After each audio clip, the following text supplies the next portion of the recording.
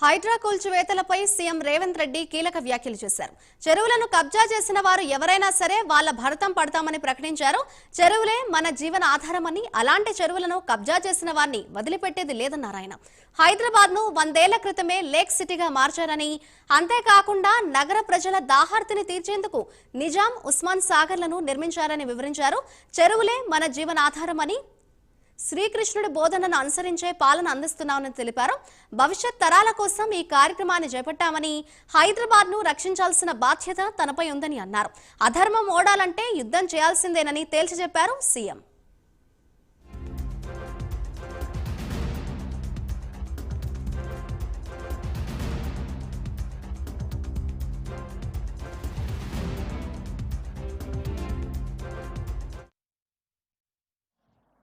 ఈ చెరువులు మన జీవనాధారం, మన సంస్కృతి.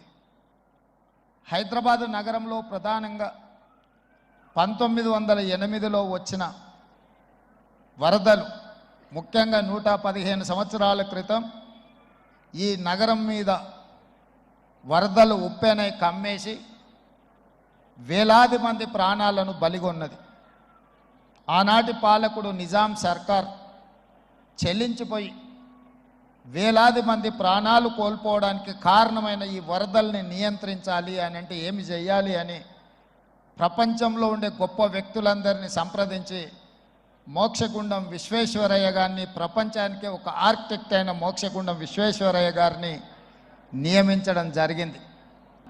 ఈ ప్రాంతాన్ని, ఈ క్షేత్రాన్ని, ఈ భూమి యొక్క నైసర్గిక స్వరూపాన్ని అర్థం చేసుకొని వికారాబాద్ అడవుల నుంచి వచ్చే వరదలని నగరం మీద పోటెత్తకుండా ఉండడానికి ఉస్మాన్ సాగర్, హిమాయత్ సాగర్ని నిర్మించి ఫిరంగి కాలువ ద్వారా, మూసీ నదుల ద్వారా, ఈసా నదుల ద్వారా వచ్చే నీటిని నియంత్రించి ఆ నీళ్లను నగరానికి తాగునీటిగా మార్చి ఈ ప్రాంతంలో గొలుసుకట్టు చెరువులను నిర్మించి హైదరాబాదు హెరిటేజ్ సిటీనే కాదు, Hyderabad is a lake city అని చెప్పి నిజాం సర్కార్ 100 సంవత్సరాల ముందే ఒక అద్భుతమైన కట్టడాలను నిర్మించి మనకు అందించింది.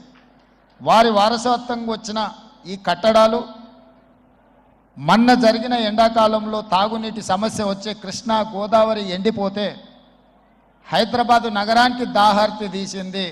గండిపేట అంటే ఉస్మాన్ సాగర్, హిమాయత్ సాగర్ నుంచి ఈ నగరానికి తాగునీటిని వాడుకున్నామన్న సంగతి రాష్ట్ర ముఖ్యమంత్రి నేను చెప్పదలుచుకున్నా. ఈ ప్రజలకు, కోట్లాది మంది దాహార్తిని తీర్చే ఈ యొక్క చెరువులను శ్రీమంతులుగా, గొప్ప వ్యక్తులుగా ఉన్న వాళ్ళు వాటి పక్కనే ఫామ్ హౌజుల పేరు నిర్మించుకొని వాళ్ళ డ్రైనేజ్ కాలువలు తీసుకెళ్ళి గండిపేటలో కలిపినారు. నేను ఇక్కడ వేదిక మీద ఉన్న పెద్దలతో పాటు ఇక్కడ వచ్చిన భక్తులను నేను ఒకటే మాట అడగదలుచుకున్నా. ఇవాళ వాళ్ళ విలాసవంతమైన జీవితం కోసం నిర్మించుకున్న ఫామ్ హౌజుల నుంచి వచ్చే డ్రైనేజ్ గండిపేటలో హిమాయత్ సాగర్ తాగునీటిలో కలిపితే ఆ నీళ్లు హైదరాబాదు నగరానికి తాగడానికి సరఫరా చేస్తుంటే వాళ్ళు నిర్మించిన అక్రమ నిర్మాణాలను వదిలేస్తే ఇక నేను ప్రజాప్రతినిధిగా విఫలమైనట్ట కాదా మీరు ఒక్కసారి ఆలోచన చేయండి. అందుకే ఒత్తిడి వచ్చినా, మిత్రులకు ఫామ్ హౌజులు ఉన్నా ఏవీ వదలకుండా హైడ్రా అనే ఒక సంస్థను ఏర్పాటు చేసి తెలియకుంటేనే ప్రజాప్రతినిధులం కొన్ని మన దినచర్యల్లో భాగంగా కొన్ని తప్పిదాలు చేస్తుంటాం. తప్పులు తెలవకుంటేనే కొన్ని తప్పులు జరిగిపోతుంటాయి. మరి ఆ ఖాతాను సవరించుకోవడానికి, ఆ బ్యాలెన్స్ షీట్ను సవరించుకోవడానికి తెలిసి కొన్ని మంచి పనులు చేయాలని నేను ప్రగాఢంగా విశ్వసిస్తున్నా, నమ్ముతున్నా. ఆ తెలిసి చెయ్యాలనుకుంటున్న మంచి పనులో భాగము ఈ చెరువులను చెరబట్టిన వాళ్ళ నుంచి విముక్తి కలిగించాలన్న ఏకైక లక్ష్యంతోనే ఈరోజు చెరువులను ఆక్రమించుకున్న వాళ్ళను ఎవరిని వదలకుండా ఉక్కు పాదంతో అణిచివేయాలన్న ఆలోచన, అందులో నిర్మాణాలను ఏ ఒత్తిడి వచ్చినా వెనక్కి తక్కకుండా తొలగించాలన్న ఆలోచనతోనే ఈరోజు ఈ చెరువులలో ఉన్న అక్రమ కట్టడాలను కూలగొడుతున్నాము.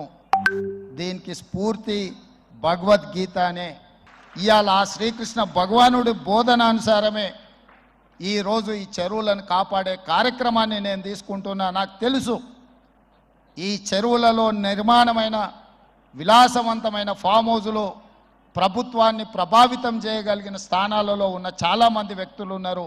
ప్రత్యక్షంగా ప్రభుత్వంలో భాగస్వాములు అయి ఉండొచ్చు, లేకపోతే ఈ సమాజం మీద బాగా ప్రభావితం చేయగలిగిన వ్యక్తులు ఉండొచ్చు. కానీ వాటన్నిటినీ నేను పట్టించుకోదలుచుకోలే. ఇది భవిష్యత్ తరాలకు, ఇది రాజకీయాలకు సంబంధం లేదు. నేను స్పష్టంగా చెప్పదలుచుకున్నా.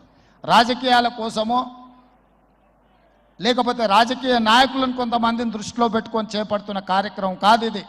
భవిష్యత్ తరాలకు, మన పిల్లలకు, వాళ్ళ పిల్లలకు వారసత్వంగా మనం అందించే సంపద ఈ సరస్సులు, ఈ నదులు, లేకపోతే ఈ రోజున్న ఈ చెరువులు. ఈ ప్రకృతి సంపదను మనం విధ్వంసం చేస్తే ప్రకృతి మన మీద కక్ష కడుతుంది. ప్రకృతి మన మీద ప్రకోపిస్తే మనం చెన్నైలో చూసినాం, అదేవిధంగా ఉత్తరాఖండ్లో చూసినాం, నిన్నగాక మొన్న వాయనాడు మనం కేరళలో చూసినాం. ఈ హైదరాబాదు నగరాన్ని రక్షించుకోవాల్సిన బాధ్యత మన అందరి మీద ఉన్నది. ఇది ఒక సుందరమైన నగరం. ఈ నగరానికి ఈ చెరువులే ఒక అందం. ఈ చెరువులను కాపాడే బాధ్యత ఈ ప్రభుత్వం తీసుకుంటుంది.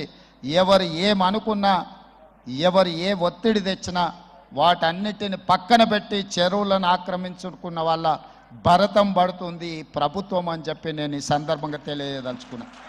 ఆనాడు కురుక్షేత్రంలో ధర్మం వైపు శ్రీకృష్ణుడు, అర్జునుడు నిలబడ్డందుకే ఈరోజు ఆ ధర్మం అనేది కాపాడింది. వాళ్ళు ధర్మాన్ని కాపాడితే ధర్మం మనల్ని కాపాడింది. ఈరోజు మనం చేస్తున్న పని కూడా అలాంటిదే. మీ అందరి